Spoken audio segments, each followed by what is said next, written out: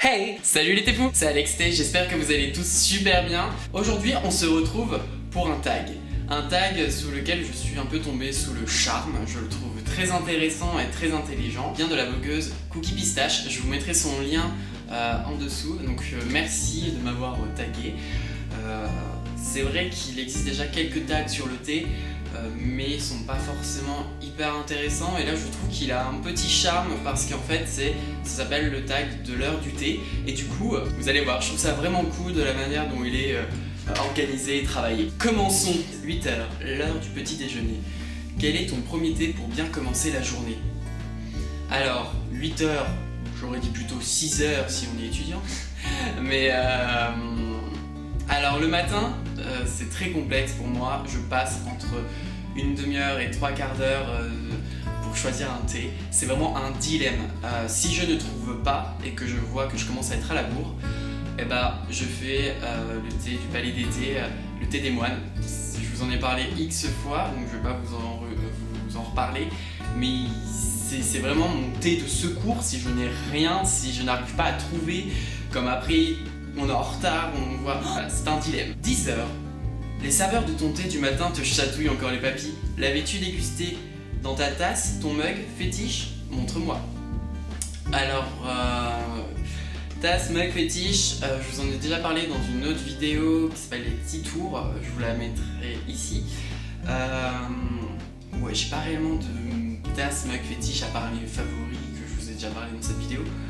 Mais si peut-être une, c'est celle-ci. Je la trouve vraiment harmonieuse, vraiment délicate, très finement travaillée, elle vient du site Yukisha. Elle est vraiment sublime, je trouve. Et c'est vraiment un coup de cœur cette tasse. 12h, ton ventre te gargouille, le plat arrive. Y a-t-il un thé qui accompagne ton repas le midi? Je bois beaucoup de thé le midi, j'ai toujours ma petite théière à chaque repas. C'est essentiellement des thés, des sencha, des thés japonais, ou alors des fois des thés torréfiés, des thés verts torréfiés comme le Ujisha. C'est vraiment important pour moi de boire du thé, je trouve que ça aide à la digestion quand on a un bon gros repas. Surtout ce que j'apprécie, tout le monde, comme je pense que derrière votre caméra vous allez dire ah, un sencha. Non, non. J'adore les sencha d'un, et le 2, il existe des dizaines et des dizaines, voire des centaines de sencha différents avec vraiment des particularités qui sont vraiment propres à eux, et moi j'ai la chance d'en avoir plus d'une dizaine chez moi, donc du coup il y en a toujours un qui va accompagner parfaitement mon repas. 13h, perdu dans tes pensées, tu songes déjà à ton prochain achat de thé. D'ailleurs, as-tu une marque préférée et à contrario une marque qui t'insupporte? Pour répondre à ça, est-ce que j'ai une marque préférée? Je ne vais pas forcément citer de marque, parce que je n'en ai pas particulièrement une de préférée, mais surtout on serait capable de dire que je suis sponsorisé, comme j'ai vu dans pas mal de vidéos, et dès que je parle d'un truc, on dit souvent que je suis sponsorisé, alors que pas du tout. Sincèrement, je touche rien, je suis pas sponsorisé. Mais alors, y a-t-il une marque qui m'insupporte? Attention, là je suis sponsorisé pour ça, c'est Kousmiti. Je déteste cette marque. Mais pour moi, cette marque ne vend pas du thé, elle vend une image. Et quand on ouvre bien la boîte à l'intérieur, ça sent bon, certes, mais il n'y a pas un réel produit, on va dire. Hein, je pense que certains vont être d'accord avec moi et d'autres risquent d'être pas d'accord avec moi, mais bon, heureusement, tous les goûts sont dans la nature. Tea time, 17h. Donc pour accompagner notre tea time, elle nous demande quel thé on choisit et est-ce qu'il nous arrive de déguster du thé glacé. Alors pour le goûter, c'est quelque chose de gourmand, donc moi du coup je suis vraiment dans des thés très gourmands, très chocolatés, et hop, c'est le Jucro, un thé coréen. J'en déguste très souvent, même je devrais en boire moins souvent parce que ce thé a un certain prix. C'est vraiment un thé qui est chocolaté avec vraiment des notes qui sont vraiment intenses et très subtiles en même temps. Je l'aime tout simplement. Et les thés glacés, bah bien sûr, j'aime faire des thés glacés, pas tout le temps, mais très souvent. On peut voir dans ma dernière vidéo justement, j'en parle, avec une astuce avec les glaçons. Cette phrase, j'ai eu du mal à la comprendre au départ. 19h, oups, journée craquage. Tu penses déjà à tes prochaines dégustations?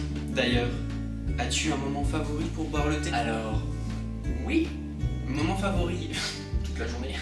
Non, concrètement, le matin, c'est sympa. J'aime quand je me lève le matin, être dans mes éléments, d'être dans mon cocon, de déguster mon thé tranquillement avec ma petite musique douce derrière et tout. Sauf si, bien sûr, mon voisin a décidé de mettre de la techno à fond à 7h du matin, ce qui va tout péter. Sinon, mon deuxième moment favori, c'est vraiment la nuit. Je suis vraiment, en tant qu'étudiant, je révise souvent tard.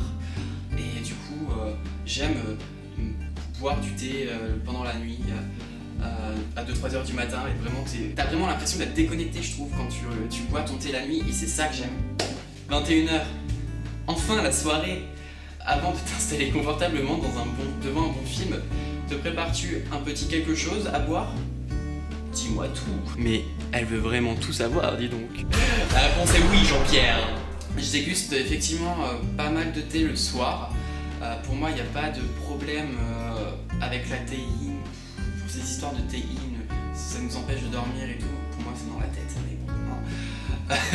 Mais sinon, ouais, je déguste beaucoup de oolong. J'aime prendre le temps. En fait, le soir, après cette longue journée infernale de cours ou de boulot ou de plein de choses, c'est le seul moment où je me dis je vais boire un thé, un grand cru ou alors mes oolong, prendre le temps vraiment de la dégustation et pas juste boire une simple théière faite à la va-vite. C'est vraiment là où je vais prendre le temps de déguster mes meilleurs thés, mes meilleurs paquets. Donc voilà, ce tag est terminé, merci Cookie Pistache de m'avoir tagué dessus. À mon tour, je vais retaguer des personnes, je vais taguer ma belle Éodrène. Je pense que ce tag va t'intéresser, n'est-ce pas? Après, bien sûr, Sandrine Elfiotte, la Belgique en puissance.